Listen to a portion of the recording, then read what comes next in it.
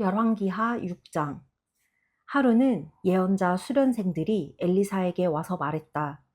우리가 선생님을 모시고 살고 있는 이곳은 보시는 것처럼 거동조차 어려울 정도로 비좁습니다. 허락해 주시면 우리가 요단으로 내려가 각각 통나무를 구해다 더 넓은 집을 짓겠습니다. 엘리사가 말했다. 그렇게 하여라. 그러자 그들 중 한 사람이 말했다. 선생님도 우리와 함께 가주십시오. 엘리사가 말했다. 좋다. 엘리사는 그들과 함께 갔다. 그들은 요단에 이르러 나무를 베기 시작했다. 그들 중 한 사람이 나무를 넘어뜨리는데 그만 도끼 머리가 떨어져 강 속에 빠져버렸다. 그가 외쳤다. 큰일 났습니다, 주인님. 이것은 빌려온 도끼입니다. 거룩한 사람이 물었다. 어디에 빠뜨렸느냐? 그 사람이 엘리사에게 자리를 일러주었다. 엘리사가 나뭇가지를 꺾어 그 지점으로 던지자 도끼머리가 떠올랐다. 엘리사가 저것을 집어라 하고 말하니 그 사람이 손을 내밀어 도끼를 건져냈다. 아람 군대를 물리치다. 한 번은 아람 왕이 이스라엘과 전쟁 중일 때 신하들과 의논한 뒤에 내가 이러이러한 곳에 복병을 두고자 한다고 말했다. 그러자 거룩한 사람이 이스라엘 왕에게 메시지를 보냈다. 그곳을 지날 때 조심하십시오. 아람 사람이 그곳에 매복해 있습니다. 이 말을 듣고 이스라엘 왕은 거룩한 사람이 경고한 곳에 대해 지시를 내렸다. 이와 같은 일이 한두 번이 아니었다. 아람 왕은 몹시 화가 나서 신하들을 불러 모아놓고 말했다. 이스라엘 왕에게 정보를 흘리는 자가 누구인지 말하여라. 도대체 우리 가운데 적과 내통하는 자가 누구냐? 그의 신하들 중 한 사람이 말했다. 내 주인인 왕이시여, 우리 가운데는 그런 자가 없습니다. 그것은 이스라엘의 예언자 엘리사의 짓입니다. 그가 왕의 모든 말을 심지어 침실에서 속삭이는 귓속말까지도 다 이스라엘 왕에게 알려주고 있습니다. 왕이 말했다. 가서 그 자가 있는 곳을 알아내라. 내가 사람을 보내 그를 잡고야 말겠다. 그러자 그가 도단에 있습니다 하는 보고가 들어왔다. 왕이 말과 전차를 보냈는데 엄청난 전투 병력이었다. 그들이 밤중에 가서 그 성읍을 포위했다. 이른 아침에 거룩한 사람의 종이 일어나 밖으로 나가보니 말과 전차가 성읍을 포위하고 있었다. 종이 소리를 질렀다. 주인님, 이제 우리는 어찌해야 합니까? 엘리사가 말했다. 걱정하지 마라. 우리 편이 그들보다 많다. 그는 기도했다. 하나님, 그의 눈을 열어서 보게 해주십시오. 청년의 눈이 열리자 그의 눈에 뭔가가 보였다.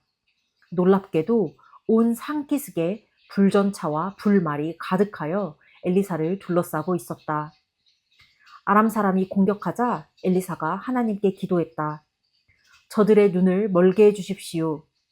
엘리사의 말대로 하나님께서 그들의 눈을 멀게 하셨다. 그러자 엘리사가 그들에게 큰 소리로 말했다. 그 길이 아니다. 이 성읍이 아니다. 나를 따라오너라. 너희가 찾는 사람에게로 내가 너희를 인도하겠다. 그러고 나서 엘리사는 그들을 사마리아로 인도했다. 그들이 성읍에 들어갈 때 엘리사가 기도했다. 하나님, 저들의 눈을 열어 여기가 어딘지 보게 해주십시오. 하나님께서 그들의 눈을 열어주셨다. 그들이 둘러보니 비로소 자기들이 사마리아에 갇혔다는 사실을 알게 되었다. 이스라엘 왕이 그들을 보고 엘리사에게 말했다. 아버지여, 내가 이 무리를 쳐서 죽여도 되겠습니까? 엘리사가 말했다. 절대로 안 됩니다. 왕께서는 그들을 붙잡는 일에 손 하나 까딱하지 않으셨는데 이제 그들을 죽이려고 하십니까? 안 될 말입니다. 그들을 위해 잔치를 베풀고 주인에게로 돌려보내십시오. 그래서 왕은 그들을 위해 큰 잔치를 준비했다. 그들을 실컷 먹이고 마시게 한 뒤에 해산시켰다. 그러자 그들은 고향에 있는 주인에게로 돌아갔다. 이후 다시는 아람의 기습부대가 이스라엘을 괴롭히지 않았다. 얼마 후에 이런 일이 있었다. 아람 왕 벤하닷이 군대를 정비하고 사마리아 포위에 나섰다. 그로 인해 극심한 기근이 발생했다. 음식값이 천문학적으로 치솟아 나귀머리 하나에 80세겔, 야채 한 대접에 5세겔이었다. 하루는 이스라엘 왕이 성벽 위를 걷고 있을 때 한 여인이 소리쳤다. 왕이시여, 도와주십시오. 왕이 대답했다. 하나님께서 너희를 돕지 않으시는데 내가 무슨 수로 도울 수 있겠느냐? 곡물창고 일을 돕겠느냐? 아니면 농장 일을 돕겠느냐? 그러면서 왕이 말했다. 내 사연이나 들어보자. 여인이 말했다. 이 여자가 저한테 와서 하는 말이 내 아들을 내놓아라. 오늘은 내 아들을 저녁 식사로 먹고 내일은 내 아들을 먹자고 했습니다. 그래서 제 아들을 삶아서 같이 먹었습니다. 이튿날 제가 이 여자에게 이제 내 차례다. 저녁 식사로 먹게 내 아들을 데려오라고 했더니 이 여자가 자기 아들을 감추어 버렸습니다. 왕은 그 여인의 사연을 듣고 옷을 찢었다. 그가 성벽 위를 걸을 때 모든 사람이 맨살 위에 거친 삼배를 입고 있는 그의 모습을 보았다. 왕이 큰 소리로 말했다. 사밧의 아들 엘리사의 머리가 오늘이 다 가도록 그 어깨 위에 붙어 있으면 하나님께서 내게 천벌을 내리시고 또 내리시기를 바란다. 엘리사는 집에 앉아 있었고 원로들도 그와 함께 있었다. 왕이 이미 사형 집행인을 보냈으나 그가 도착하기 전에 엘리사가 원로들에게 말했다.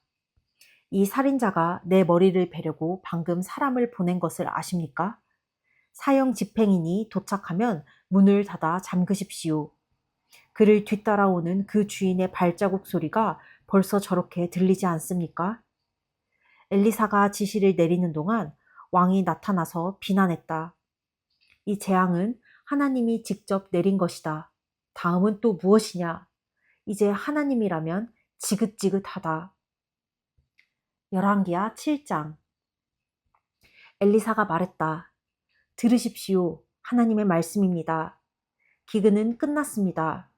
내일 이맘때면 양식이 풍부해져 곡식가루 한 움큼에 한 세겔, 곡물 두 움큼에 한 세겔이 될 것입니다.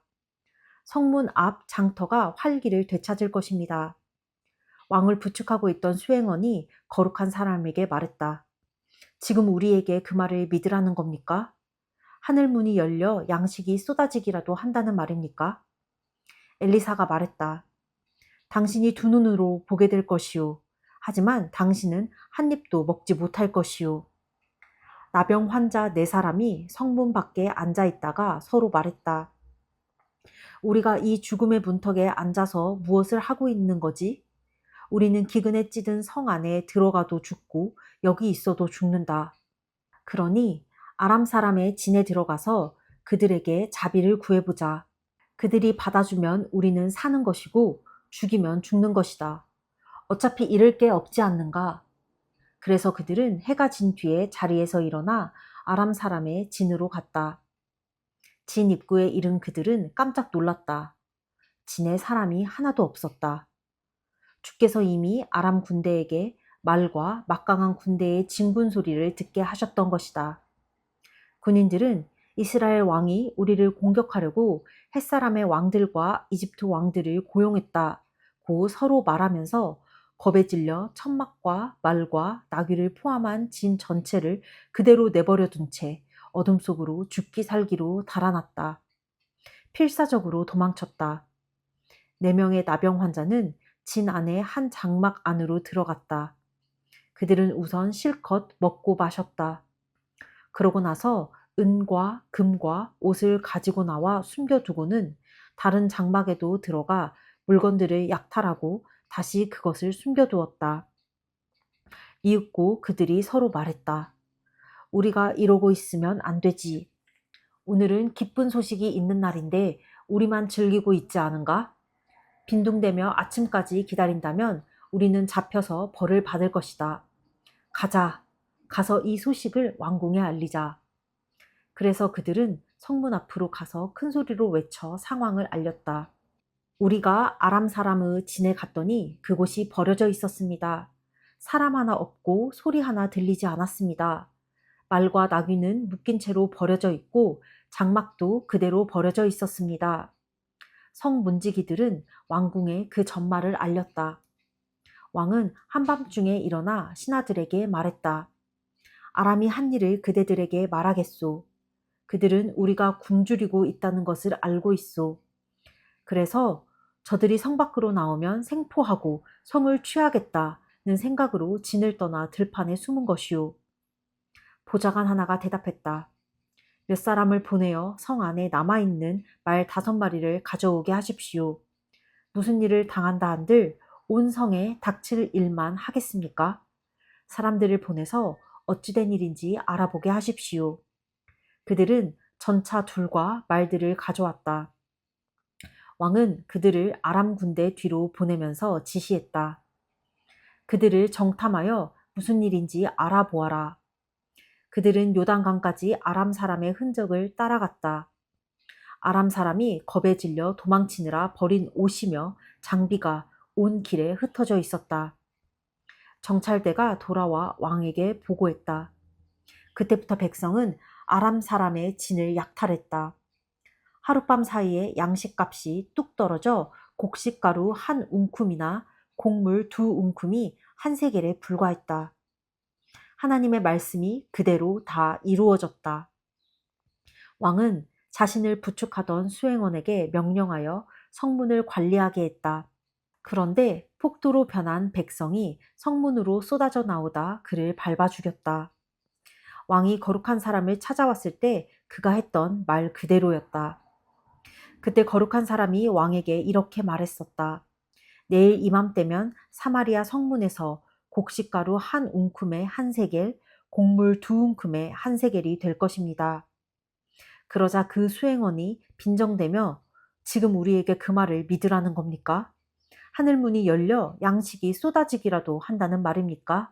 라고 대답했고 다시 거룩한 사람이 당신이 두 눈으로 보게 될 것이오. 하지만 당신은 한 입도 먹지 못할 것이오. 하고 말했다. 그 말이 그대로 이루어져 결국 그는 백성에게 짓밟혀 죽고 말았다. 열왕기하 8장. 전에 엘리사가 죽은 아이를 살린 일이 있었는데 그 아이의 어머니에게 이렇게 말했었다. 그대는 가족을 데리고 이곳을 떠나 다른 곳으로 가서 사시오. 하나님께서 이 땅에 기근을 명령하셨으니 기근이 7년 동안 계속될 것이오. 여인은 거룩한 사람의 말대로 그곳을 떠났다. 그녀와 가족은 7년 동안 블레셋 땅에서 외국인으로 살았다. 그러다가 7년이 다 되어서 고향으로 돌아왔다. 여인은 곧바로 왕에게로 가서 자기 집과 밭을 돌려달라고 청했다. 왕은 거룩한 사람의 종인 게하시와 이야기를 나누던 중이었다. 엘리사가 행했다는 큰 일들을 내게 말해보아라. 그래서 게하시가 죽은 자를 살린 일을 왕에게 이야기하고 있는데 바로 그때 엘리사가 살린 아이의 어머니가 나타나 자기 집과 농지를 돌려달라고 청한 것이다. 게하시가 말했다. 내 주인인 왕이시여, 이 여인이 바로 그 여인입니다. 그리고 이 아이가 엘리사가 살린 그 아들입니다. 왕이 그 일을 자세히 알고 싶어 했기 때문에 여인은 그 이야기를 왕에게 들려주었다. 왕은 한 관리에게 명령하여 그 여인을 돌보게 하고 이렇게 말했다. 이 여인의 재산을 모두 돌려주고 여인이 떠난 때부터 지금까지 그 농지에서 거둔 모든 수익도 함께 돌려주어라. 엘리사는 다마스쿠스로 갔다. 그때 아람 왕 벤하닷이 병들어 있었는데 거룩한 사람이 성읍에 와 있습니다 하는 말이 그에게 전해졌다. 왕이 하사엘에게 명령했다.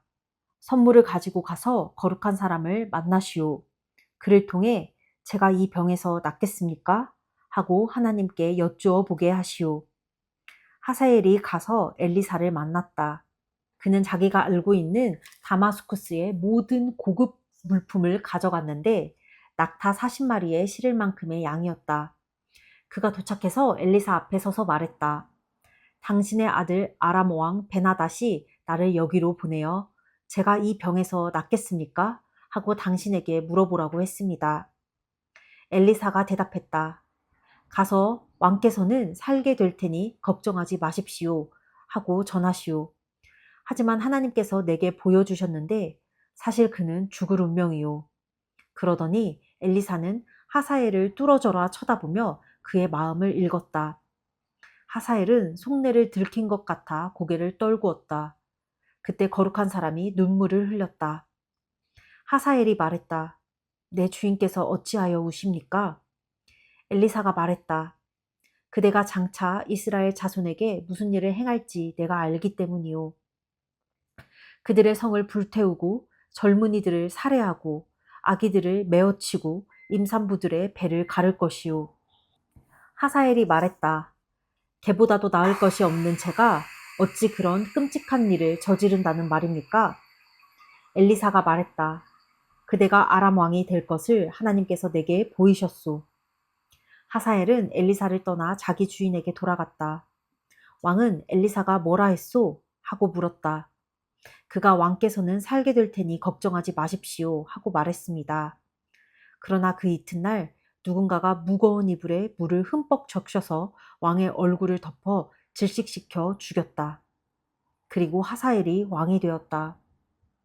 유다 왕 여호람. 이스라엘 왕 아합의 아들 요람 5년에 유다 왕 여호사밧의 아들 여호람이 왕이 되었다. 그는 32살에 왕위에 올라 예루살렘에서 8년 동안 다스렸다. 그는 이스라엘 왕들의 삶을 따랐고 아합 지방과 결혼하여 그 가문의 죄를 이어갔다. 그는 하나님 보시기에 악했다. 그러나 하나님께서는 그분의 종 다윗을 생각하여 유다를 선뜻 멸하지 않으셨다.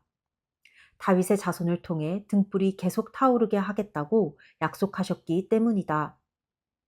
여호람이 다스리는 동안 에돔이 유다의 통치에 반기를 들고 자신들의 왕을 세웠다. 그래서 여호람은 전차 부대를 거느리고 사일로 갔다. 에돔에게 포위되었지만 여호람은 한밤중에 전차병들과 함께 전선을 뚫고 나가서 에돔에 큰 타격을 입혔다. 그러나 보병들은 그를 버리고 도망쳤다. 에돔은 오늘까지도 계속해서 유다에 반역하고 있다. 작은 성읍인 림나도 그때 반역했다. 여호람의 나머지 생애와 시대, 그의 통치에 대한 기록은 유다 왕 연대기에 남아있다. 여호람은 죽어서 다윗성의 가족 묘지에 묻혔다. 그의 아들 아하시야가 뒤를 이어 왕이 되었다. 유다 왕 아하시야. 이스라엘 왕 아합의 아들 요람 12년에 유다 왕 여호람의 아들 아하시야가 유다의 왕이 되어 다스리기 시작했다. 아하시야는 22살에 왕위에 올라 예루살렘에서 1년밖에 통치하지 못했다. 그의 어머니는 이스라엘 왕 오므리의 손녀 아달랴다. 그는 아합 가문이 행한 대로 살고 다스렸으며 하나님 보시기에 악한 죄의 길을 이어갔다. 결혼이나 죄 짓는 것으로도 아합 가문과 한 통속이었다. 그는 이스라엘 왕 아합의 아들 요람과 연합하여 길랏 라못에서 아람 왕 하사엘과 전쟁을 벌였다. 활 쏘는 자들이 요람에게 부상을 입혔다. 요람은 하사엘과 싸우다 입은 부상을 치료하기 위해 이스라엘로 물러났다. 유다 왕 여호람의 아들 아하시야는 병상에 있는 아합의 아들 요람을 문병하러 이스라엘로 갔다. 열왕기하 9장. 이스라엘 왕 예후. 하루는 예언자 엘리사가 한 예언자 수련생에게 명령했다. 너는 기름 한 병을 준비하여 길랏 라못으로 가서 님시의 손자요 여호사밧의 아들인 예후를 찾아라. 그를 찾거든 동료들로부터 불러내어 뒷방으로 데리고 들어가 기름병을 꺼내 그의 머리에 붓고 하나님의 말씀이다. 내가 내게 기름을 부어 이스라엘의 왕으로 삼는다 하고 말하여라. 그러고 나서 문을 열고 속히 거기서 도망쳐라. 잠시도 지체해서는 안 된다. 그 젊은 예언자가 길랏 라못으로 갔다. 그가 도착해 보니 군 지휘관들이 모두 둘러 앉아 있었다. 그가 말했다. 장군님, 드릴 말씀이 있습니다. 예후가 말했다. 우리 가운데 누구를 말하는 것이오? 바로 장군님입니다.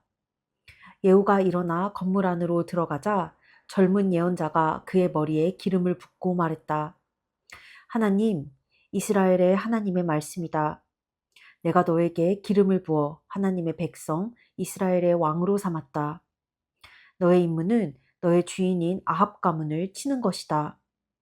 내가 나의 종 예언자들이 죽임당한 일, 이세벨이 하나님의 모든 예언자를 죽인 일을 되갚아 줄 것이다. 아합 가문은 모조리 망할 것이다. 그 딱한 무리를 내가 모두 없애버릴 것이다. 내가 반드시 아합 가문도 느바세의 아들 여로보암 가문, 아히야의 아들 바하사 가문과 똑같은 운명을 맞게 할 것이다. 이세벨은 죽어서 이스라엘 넓은 들판에 있는 개들에게 먹힐 것이요 땅에 묻히지도 못할 것이다.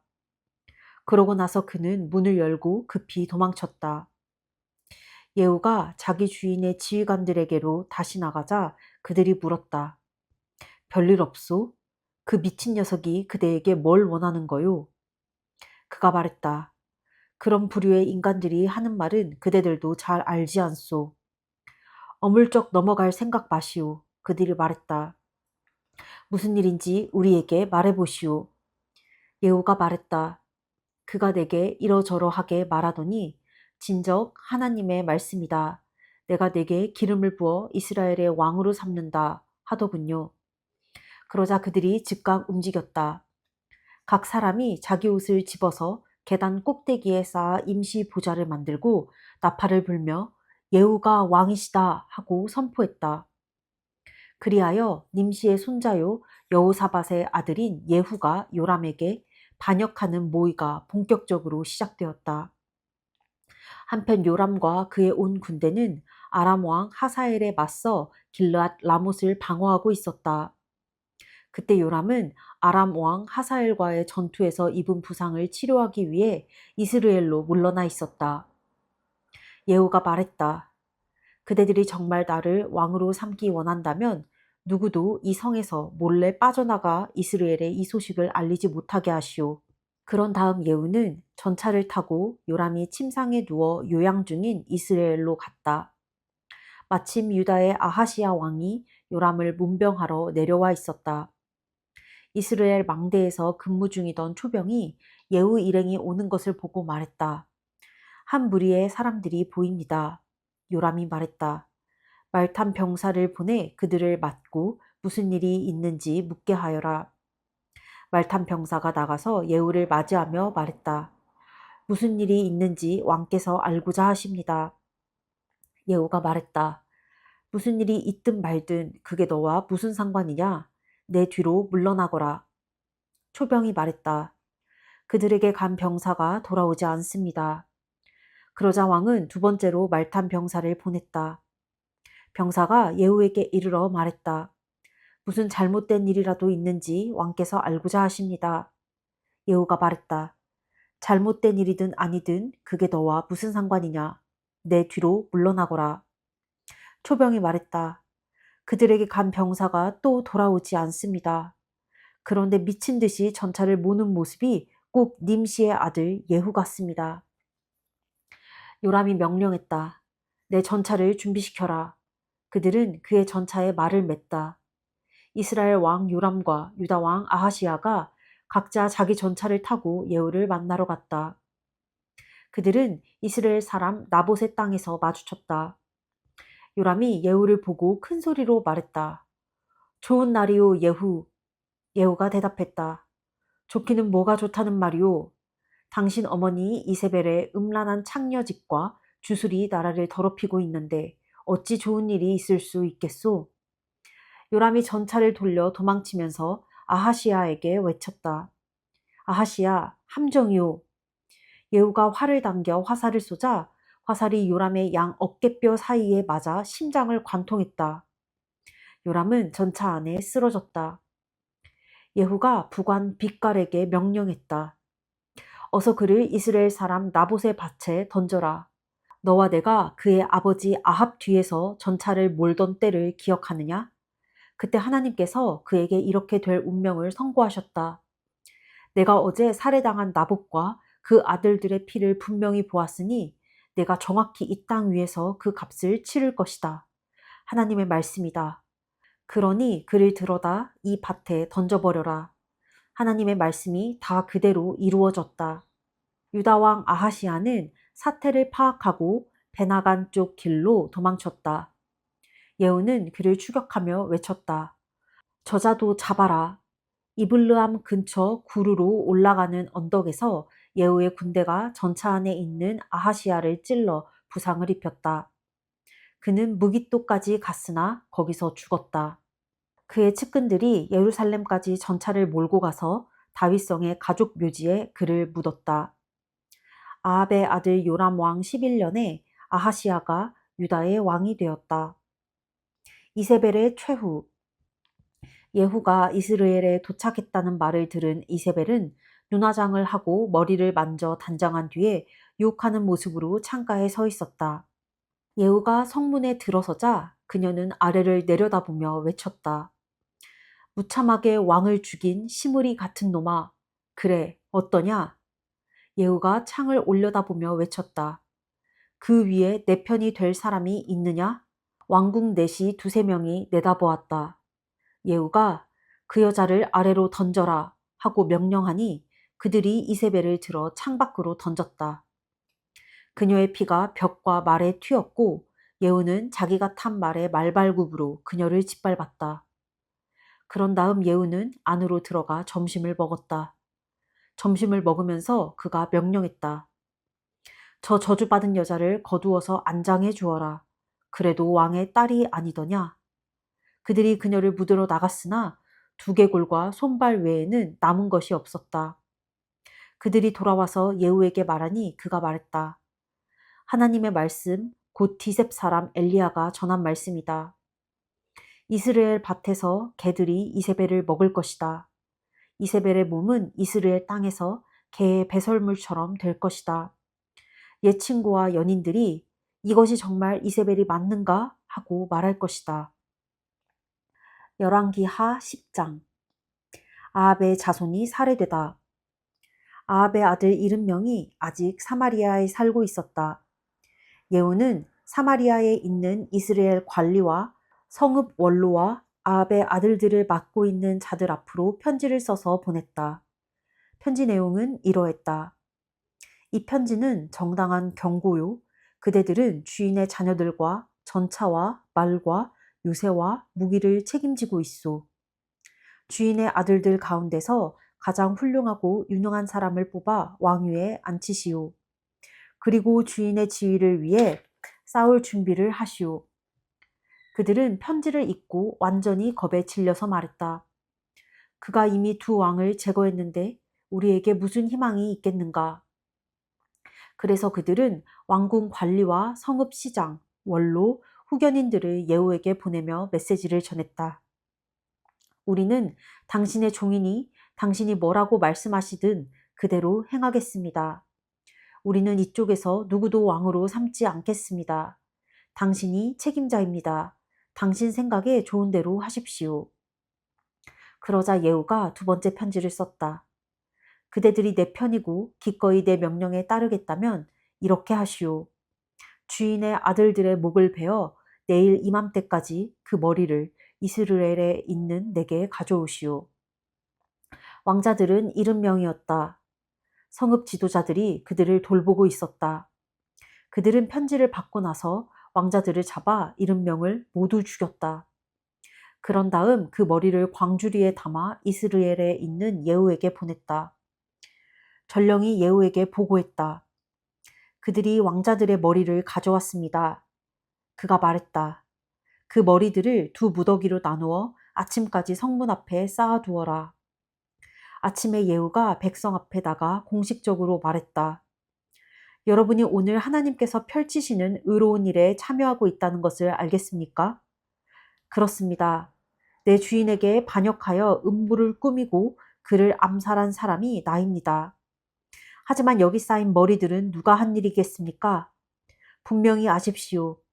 하나님께서 아합 가문의 심판에 대해 하신 말씀이 한 글자도 취소되지 않았다는 것을 지금 여러분의 눈으로 똑똑히 보고 있습니다.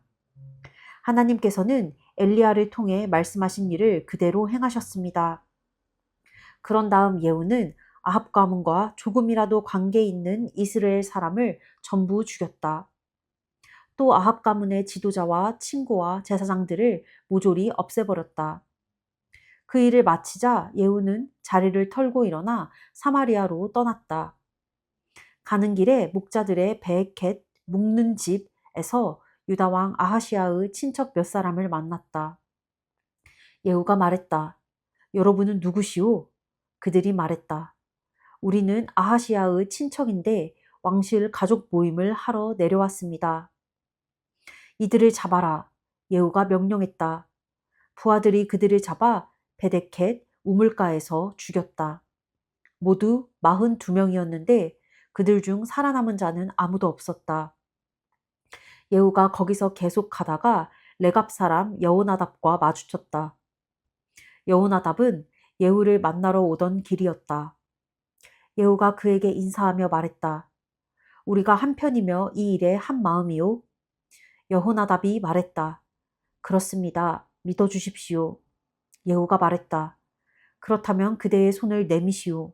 그들은 악수로 뜻이 같음을 확인했고 여호나답은 예후가 탄 전차에 올라섰다. 예후가 말했다. 나와 함께 가서 하나님을 위한 내 열심이 어느 정도인지 보시오. 그들은 함께 전차를 타고 나아갔다. 사마리아에 도착하자 예후는 그곳에 남아있던 아합과 조금이라도 관계 있는 사람들을 모두 죽였다. 하나님께서 엘리야에게 말씀하신 대로 수많은 사람들이 죽었다. 그 후에 예후는 온 백성을 모아놓고 말했다. 아합은 바알을 대단찮게 섬겼으나 예후는 확실하게 섬길 것입니다. 바알의 모든 예언자, 바알을 섬긴 모든 사람과 모든 제사장을 이곳에 모아주십시오. 내가 바알께 큰 제사를 드리려고 하니 한 사람도 빠뜨리지 말고 모두 모아주셔야 합니다. 나타나지 않는 자는 살아남지 못할 것입니다. 물론 예후는 거짓말을 하고 있었다. 그는 바알을 섬기는 자들을 모두 죽일 작정이었다. 예후가 명령했다. 바알을 위해 거룩한 집회를 준비하여라. 그러자 집회가 준비되고 날짜가 공포되었다. 이후 예후가 이스라엘 모든 사람을 불러 모으자 나라 안에 있던 바알을 섬기는 자들이 한 명도 빠짐없이 무리를 지어왔다. 그들이 와서 바알 신전을 가득 채웠다.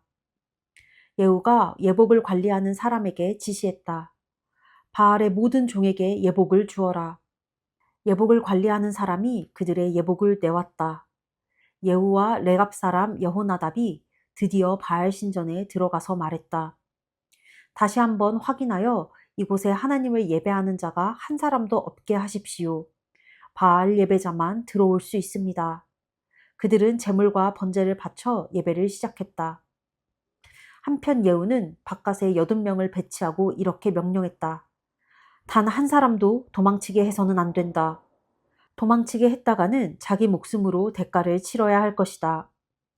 제사의식을 마친 뒤에 예후는 지휘관과 호위병들에게 신호를 보냈다. 안으로 들어가서 한 사람도 살려두지 말고 모조리 죽여라. 피비린내 나는 사륙이 시작되었다.